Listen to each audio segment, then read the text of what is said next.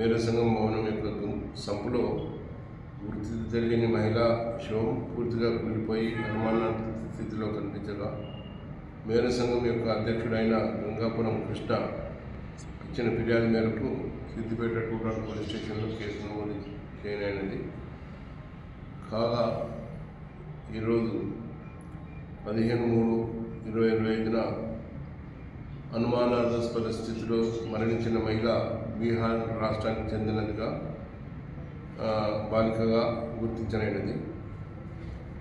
ఆమె మరణానికి కారణం ఆమె యొక్క భర్త అయిన బోలారాం హరిజన్ ఎలియాస్ సోను 20 years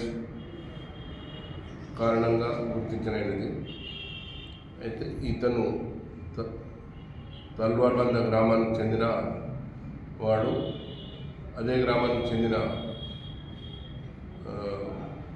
అదే రాష్ట్రానికి చెందిన మైనర్ బాలికను ప్రేమ వివాహం చేసుకొని ఆమె తల్లిదండ్రులకు తెలియకుండా బీహార్ రాష్ట్రం నుండి సిద్దిపేటకు తీసుకొచ్చి సిద్దిపేటలోని డక్కల్ కాలనీలో వారిద్దరూ మేర సంఘం భవనానికి దగ్గరలో ఉన్న ఒక రూమ్ను కిరాయికి తీసుకొని కాపురం పెట్టినారు.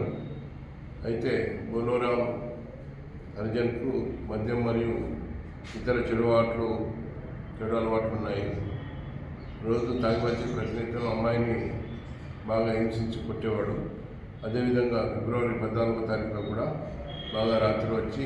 రాత్రి బాగా తాగి వచ్చి ఆమెను బాగా కొట్టి తలను గొడకేసి ముద్దగా ఆమె చనిపోయినది.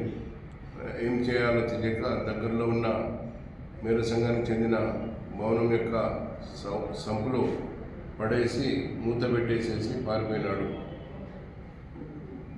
ఈరోజు ఈ నిందితుడైన బోలోరాం హరిజన్ తన సిద్దిపేట రూమ్లో ఉన్న తన వస్తువులను తీసుకెళ్ళడానికి రాగా టూటౌన్ పోలీస్ స్టేషన్కి చెందిన ఉపేందర్ గారు తన క్రైమ్ పార్టీతో ఇన్ఫర్మేషన్ రాగా పోయి